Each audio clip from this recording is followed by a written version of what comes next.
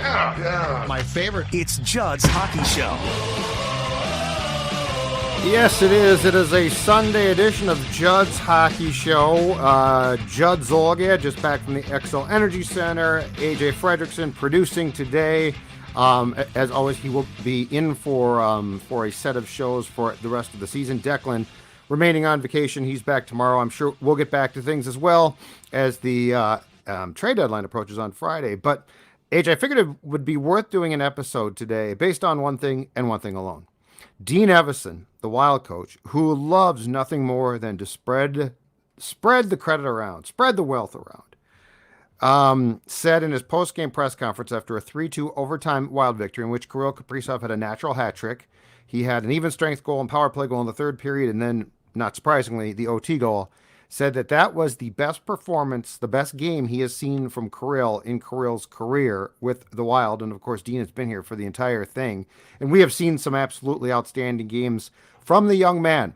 It's hard to disagree, though, because I don't know what you thought. I think the way I viewed the game and the way Dean and some people viewed the game was different.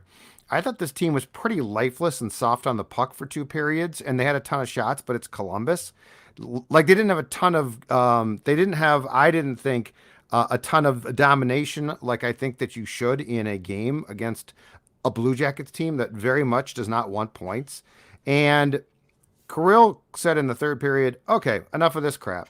I'm going to single-handedly take this team and will them to a victory. And it's why I tweeted, forget the Minnesota Wild for a day. Today, this was the Minnesota Fighting Kaprizovs with Kirill Kaprizov basically being the first through 20th star if you were to try to award stars for the entire Wild roster. What'd you think? I mean, you hit it spot on, and I had a similar sort of tweet midway through the second, I believe it was, where as soon as they go down 2-0, I know you can argue they've been dominating in a lot of the game and they haven't gotten the puck luck, and it's a game of bounces. Hockey's a game of bounces and all these chances. If you're the better team, you should win, especially against the Blue Jackets. I'll let you have that if you're playing the Avalanche or if you're playing the Dallas Stars. This is the Columbus Blue Jackets, who want nothing more than to land Connor Bedard in a few months from now. They don't want the points. Their front office is furious they're leaving Minnesota with a single point, let alone they were in the contention for two. So I think I said something along the lines of, this team cannot be a buyer at the deadline. And then, I got hacked. That's what it was. I got hacked. No. I still We'll don't think they should be a buyer. I don't think we'll go back. You didn't get hacked at all. You tweeted your truth, and I don't necessarily disagree with you. But yeah, no, it's my favorite play in hockey. And I say this like on a rare occasion because he does it so often. I don't need to be a broken record. My favorite play in hockey is when Kirill steps on the ice and just decides, I'm going to run the play where I'm better than everybody else, because that's what he is. He's just better than everybody else, no matter who's on the ice. And there's a few people that are in contention, but even then, like, some of his skill set is amazing. You could see it with he had one chance late to where I thought he was going to actually put him up 3-2, just was relentless. The balance he has on his edges, just fighting off other grown men, charging the net, and then willing to get a backhander chance that eventually had a rebound that he almost put in, and I think it hit the post that beat Korpisalo, but then it kind of slid wide. Yes. And then the reverse hit that he threw on to whoever that was. I mean, it was Gaudreau. It was Johnny. Johnny wanted no part today. By the way, Johnny self-scratched. He was in the lineup, but in Johnny's mind, he was a healthy scratch. Yeah. He wanted no part of today's hockey game. So that maybe takes away the legitimacy of that reverse hit, because Gaudreau is like a $120 sopping wet. So it was still impressive. I'm with you. It's very impressive, especially for a guy who does everything that Kirill does. But like you said, third period comes around, he flips the switch. He says, all right, guys, we're actually going to play hockey here for a little bit. And, lo and behold, they're heading home with 2 big points. And that puts them in pretty good spot in that Central Division right now, Judd. Absolutely does. In fact, the Jets, who are just really scuffling now and were shut out 4-0, including an empty net goal at home by the Islanders today, who, keep in mind, will come to the X, Zach Parise and company on Tuesday. The standings right now, Dallas, 59 games, and the games played, of course, are important here, 74 points, so they're atop the Central Division. Minnesota, 60 games, 72 points, so two back of Dallas. Colorado now, 57 games, 71 points. So the discrepancy there is Colorado has 3 games in hand, and I don't believe they play until Wednesday again. The Jets are now wild card 1, 71 points. The Kraken are wild card 2 with 70 points. Calgary, which got absolutely dominated again last night, and they are a complete mess, has now dropped back in 60 games with 66 points. The Avs dominated the Flames last night. And just for the sake of it, the Pacific Division top 3 teams, Vegas, 76 points, leads the Western Conference. The Kings are second, 74 points. Edmonton has the same amount of points in 60 games, 72 as the Wild. So the Wild is theoretically in good shape now. But let me tell you why I don't disagree with your tweet, okay? And I know people are going to say the same thing that I said. And look, my view of this is a little bit colored by the fact that I said this about the Vikings, and it was just wrong, unfortunately. The Western Division does appear to be wide open. But I guess my question is this. Is it going to be wide open in the playoffs? Like when you actually get, because the playoffs are very different. There's a huge difference between 7-game playoff series and a regular season game. And the other thing is, okay, and Bill Garrett actually talked about this, I think it was with Joe Smith of The Athletic on Friday night in Toronto, and he did another press conference today. He basically said, this team has shown me I should get help, so I will if I can. But to what you're saying, and I guess where I land is this, is one more potential goal scorer. And by the way, it's not going to be Patrick Kane, okay? Like it's not going to be a perennial old 50-goal guy.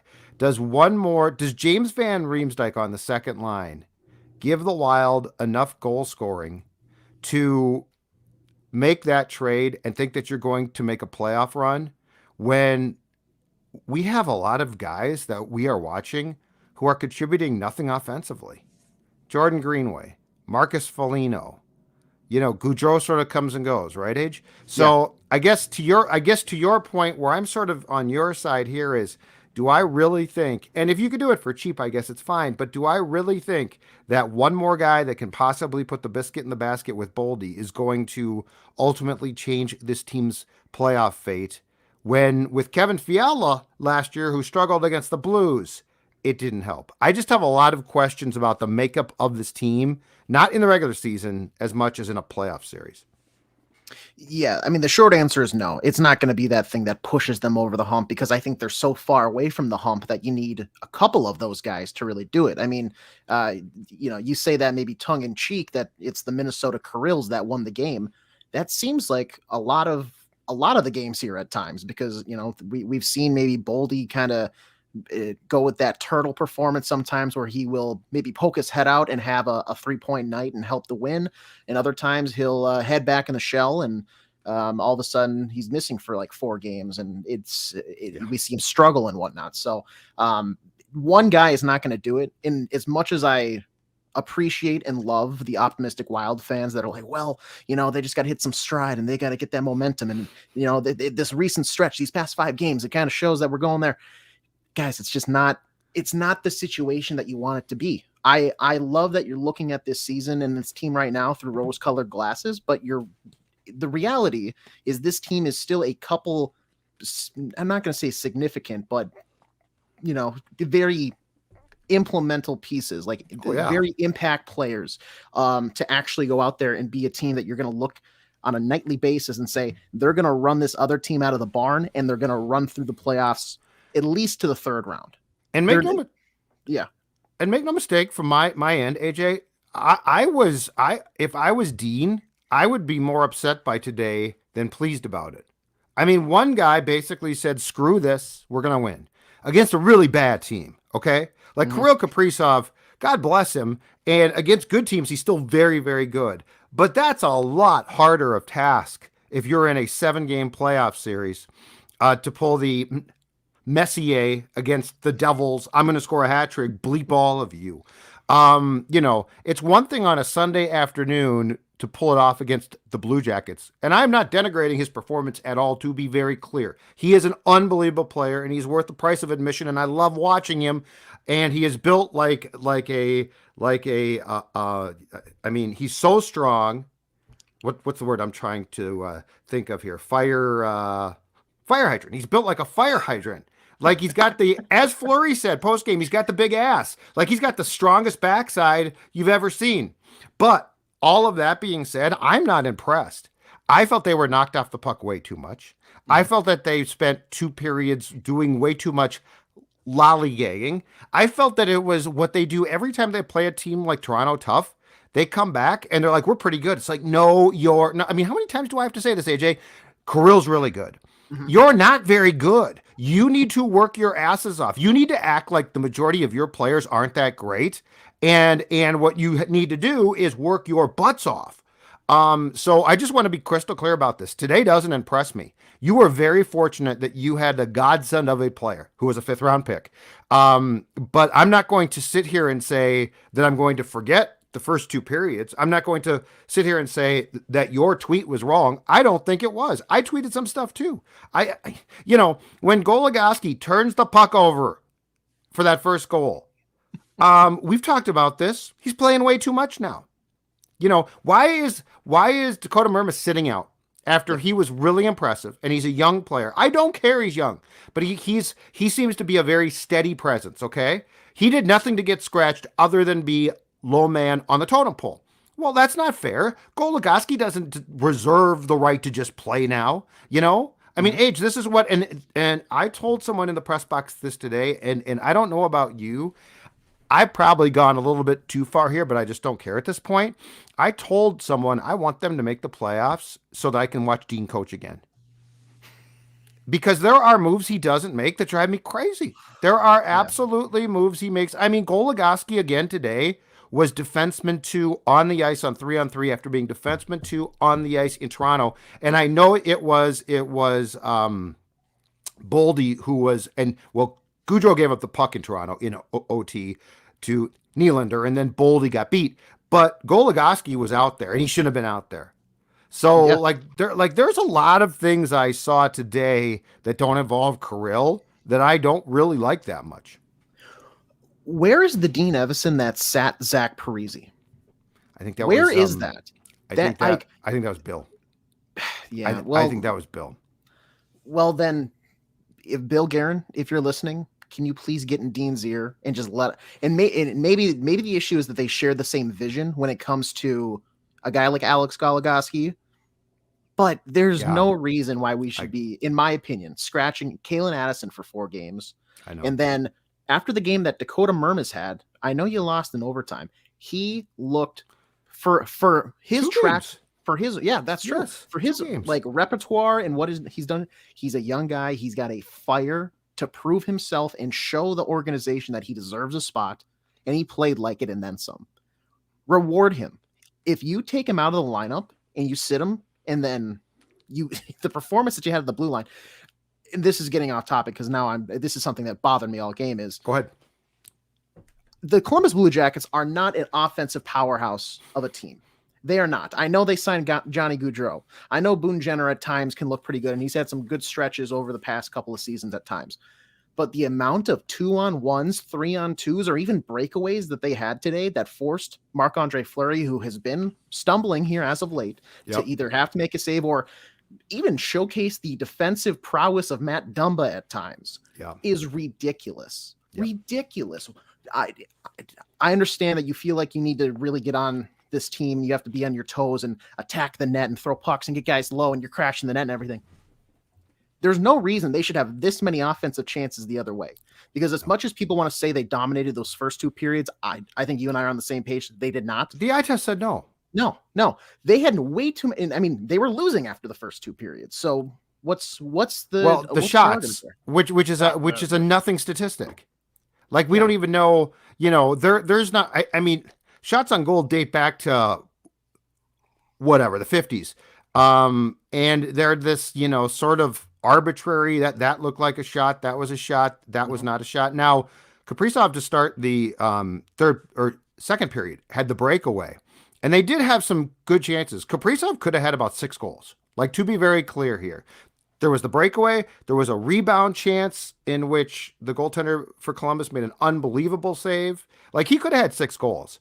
But what stood out to me in the first 2 periods overall from the Wild point of view was, one, lack of full possession time in the Columbus zone.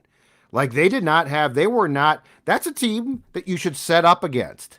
Like, they were coming in and getting chances, but how many times did they really have what looked to be the ability to run set plays? They really didn't. Mm-hmm. And that was part and parcel, and this also took place, I thought, in the neutral zone as well, was the lack or the amount of times that Columbus took the puck off their sticks, lifted sticks. Eriksson got a stick. I mean, this guy is one of your more reliable players, but they just lost pucks. And again, thankfully for them, they've got a superstar. But, this is the type of game that back in the old days of Parise and Suter, this team routinely would lose because they didn't have a star. And they sort of just, pardon my French, half-assed it. Mm-hmm. So, I think that this is, Dean is rare that he's going to come in, especially after a game like that, and spill the truth. But I think this is a marvelous game now to sit down and say, gentlemen, let's go through this film. Like, this is, if we had been playing a good team, and I think the message is so simple. I think the message is this: the majority of you aren't that good, so quit trying to act like you're that good. Let me give you, I looked this up during the course of the game because it's obviously just been from a standpoint of people that watch the Wild noticeable, but I mean, when you hear these stats, it's incredible. Jordan Greenway has 1 assist in 23 games and no points in 21. The last time he scored was New Year's Eve in St. Louis. And I heard that the Bally's guys have been saying, he's just not getting the breaks. He's not getting, let me repeat this. He has 1 assist in 23 games. That's not getting the breaks. That's ineptitude. Marcus Foligno has 2 assists now in his past 17 games. I mean, that's incredible. That's unbelievable. Marcus Foligno, nobody expected him to have the type of goal production that he did last season.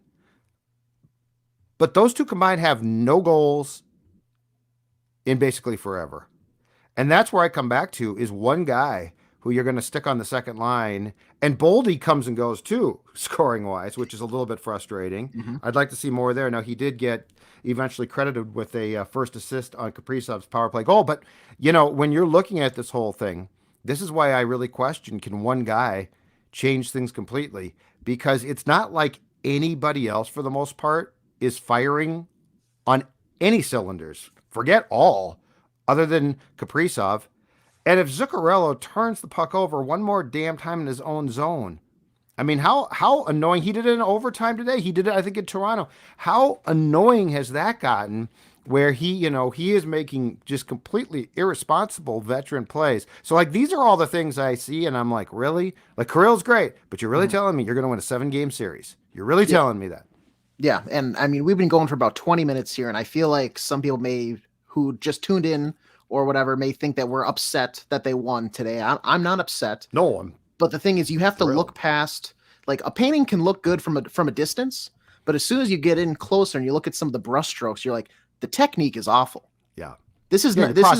Yes, there's a process. The process is flawed. Yes, absolutely. Going back to Foligno real quick, there was a play today where he should have had a quality scoring chance.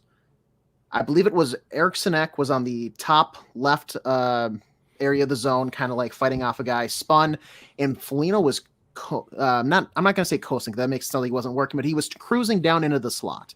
Yep. A pass that would have been on his tape had his stick been on the ice. And this is something that I think if you ask any youth hockey player in the state of Minnesota, they'll tell you if you're within a stick length of the crease, where does your stick need to be? And that's on the ice. Instead, he's got it shoveling snow up at his waist. It's like he's lost some of the just offensive technique that he had last season. It's like some of the fundamentals just aren't even there. And it's worrying because without the depth that they had last season, you're not going to be a team that people consider. I mean, that's what got everybody riled up.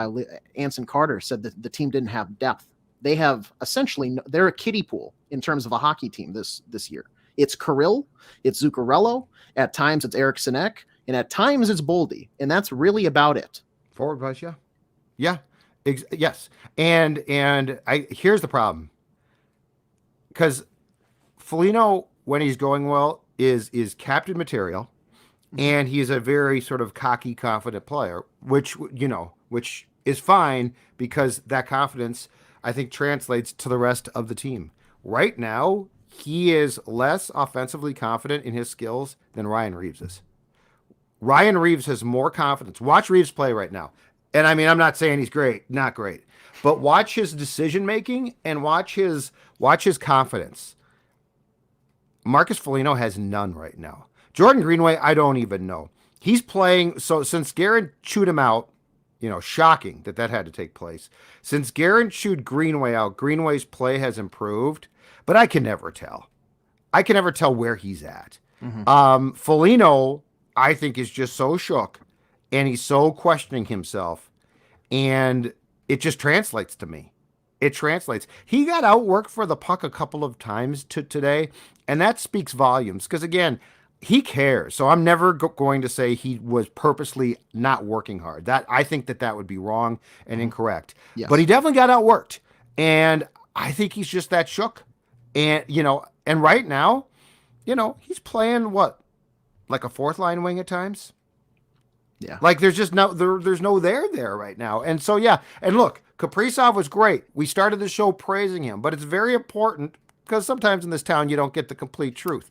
It's very important to focus on what's going to translate to playoff success. Because I got a tweet from a fan who, and his point was a great point. He's like, I think they got to get another scorer. And I'm like, I agree. I said, I don't disagree with your point for the regular season, but is this going to help them in the playoffs win? I don't mean a game. I mean a series. And I question that. Back to Kaprizov for a second. This is an incredible stat. His time on ice today was 25 minutes and 36 seconds. Let me put that in comparison. Jared Spurgeon, minutes eating defenseman, right? 24:05. I'm looking at the rest of the defensemen. Eric Sinek, another forward who plays a ton, 21:10. Middleton, another guy, plays with Spurgeon, eats up time, right? On ice. He got a total of 23:16. Kaprizov, 25:36. 23 shifts. Dean said at one point in the OT, Zuccarello came out. And so it was, the forwards were Zuccarello and Kaprizov. And Kirill comes to the bench and he's like, I should come off for a center to take the draw. Dean said, you're going nowhere. Get back out there. He said, but don't we want to win the faceoff? Dean said, if you come off the ice, and I credit Dean here, so credit Dean. If you come off the ice, we might not get you back on. So go back and stay on the ice. I mean, this was just what's the term? Tour de force today, man. Yeah. This was just, this was a guy who said the Columbus Blue Jackets, not today, not on my watch. God, yeah, that time on ice is, I'm not going to, appalling isn't the right word. It's incredible. It's, yes, incredible. Because, how often does a forward beat your top defenseman? Yeah, not a lot. Not a lot. That's incredible. How long, with your experience of just watching hockey? I mean, I've been watching it since, almost birth, but you have, decades longer on me. Yeah, I do. Not to put an age on it, but how much longer can they rely on Kirill to bear that type of workload? Because it seems like at a certain point, you have to expect it to maybe soil something, whether it's his mindset about the team or just his overall health, because you don't see it in in the NHL as you do in the NBA, where guys are going to take games off for load management. The only times you really see that is they've locked up a certain playoff spot. You can't really do too much, so that maybe the last 2 regular season games are just going to kind of call it in. But you don't see that in the NHL. How much longer can they expect that? Is it weeks? Is it a season? Is it a couple seasons? How soon do they need to get him some help? Knock on wood, I'm not too concerned about his health, because of the way he's built. And again, knock on wood, because of the way he's built physically, and he's so strong that, like he would wear down after a while, but I'm not very concerned about that now. What, 20, mid-20s, right? Mm-hmm. So like he's not old. And I truly believe when it comes to certain athletes, AJ, that some guys just have physical gifts that where they don't get hurt as much. Like it's not this arbitrary thing that certain guys are always hurt and certain guys just don't get hurt. So while I certainly would hope that nothing, that there wouldn't be an incident that could cause a problem, I don't think his workload is a huge problem. Okay. But to your point, the second part is important, and that's the mentality here of I got to get some help. The mentality of, and I think it's huge right now that he loves Zuccarello. But when's the last time he had a center who was really a good player? Never. In Russia? Seriously. Yeah, exactly. So I think what would wear him down first would be the mental aspect before the physical aspect. I mean, Dean basically said today, and this is as unvarnished as he's been in talking about a player that I've ever heard. Dean said he could have played the whole game.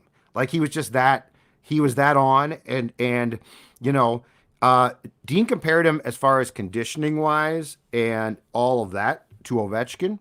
And, we know going way, way back to when the Russians started their hockey program that their dry land training is nuts.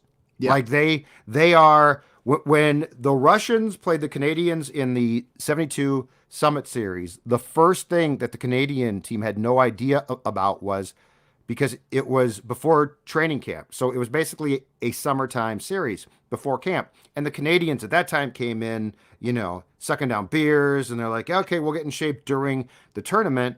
And the Russians came in elite condition. Mm-hmm. And if you go and watch what they do dry land training wise, it's crazy.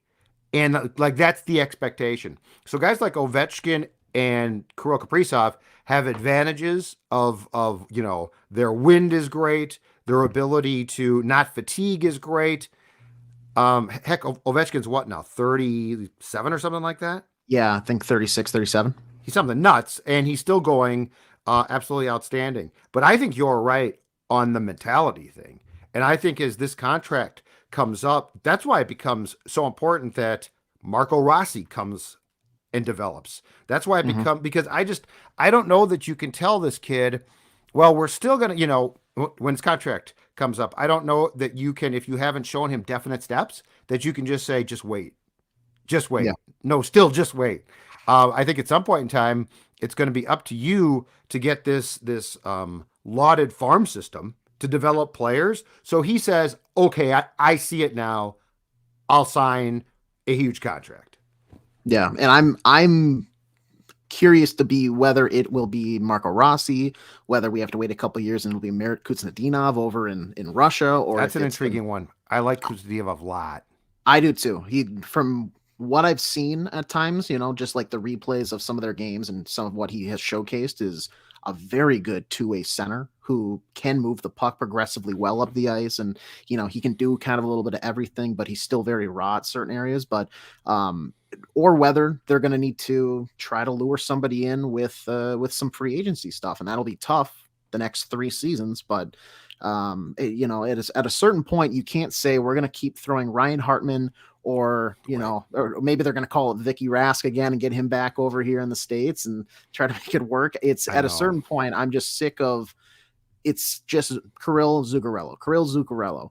If you think he's good now, I need a better center. I need a guy who's actually going to help him showcase, because he can't just do it all every single night like we saw tonight, where they go out of the second intermission and he says, all right, guys, I decided we are going to win this game. Sit back. I'll handle it. I want that. I want him on a line where the entire line scares people. I mean, he scares teams, no question, and he should. But the line doesn't scare people. Mats is really good, scuffles at times, and I just don't know that you can get by with a plug and play center with a guy that good all the time, especially, guess where? In the playoffs. Hey, last thing before we go. Yeah. So I think there's 2 things that the GMs when they meet in Florida, which of course they do quite a bit because it's nice and warm, and they can sip on expensive cocktails. There's two things I think they're going to have to discuss. One is this new trend of sitting guys out, like Jeff Chikrin. Columbus has a guy as well, who they sit out for weeks now, leading up to the trade deadline, thinking, well, we don't want him to get hurt. And boy, we want Connor Bedard. So if we lose, it's going to help us get more possible. I don't know what they use. Ping pong balls, lottery tickets. I don't even know. But that's the first one, because I don't think it's fair if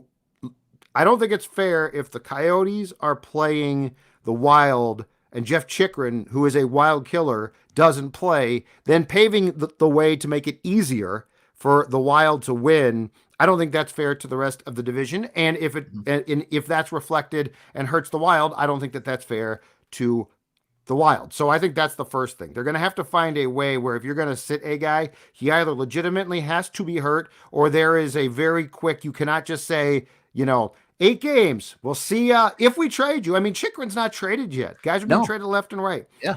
The other one, and this is more important to the actual sport that we watch, is this. Coaches have found a way to sully 3-on-3 overtime. This bull, of watching the Blue Jackets and Wild, and there was a team, the Devils did the same thing here, of take the puck and circle back and slow it down, is exactly the opposite of what the intention of 3-on-3 was, and that we once saw, which was end-to-end, just unbelievable action. I suggested this to Dex, and I heard this on Sirius NHL radio a couple of weeks ago. But if you have the puck on the offensive side, if you decide to circle back behind center ice, the red line, it's an automatic face-off in your zone. I think they have to come up with a mechanism that's not a shot clock, but it sort of is like one. Mm-hmm. I think they have to come up with something. 3-on-3 is supposed to be exciting. And the end of the game with Kaprizov's goal was great, but how much did we just watch guys basically play keep away? And I'm seeing that more and more, and I'm not sure about you, Age, but that to me is exactly the opposite of what the intention was for this whole overtime system. I don't hate the game ending in a shootout. It's the same reason why, I'm a fan of the new MLB rule of you're throwing a guy on second base. The game has to end. I don't want it to just keep going.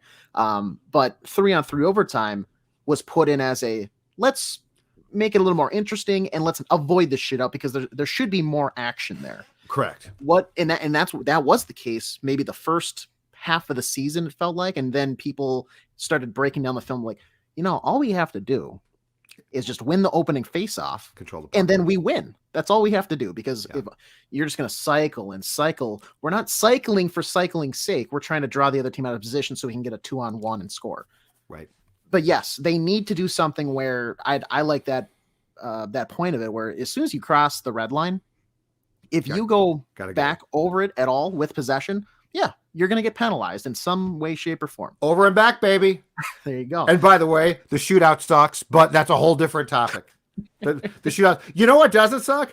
Baseball's pitch clock, which I have fallen in love with already. Look at the time of games. For all of you old fogies out there saying, what are you talking about? When I see 2:32 on a baseball game, I start crying. I tear up. All right, sir. Great work. We will talk soon. Again, the Wild in good shape, Kaprizov outstanding, but for a fair and accurate assessment of today's game, Judd's Hockey Show, Judd and AJ felt like we just had to do a program. We'll talk to you later.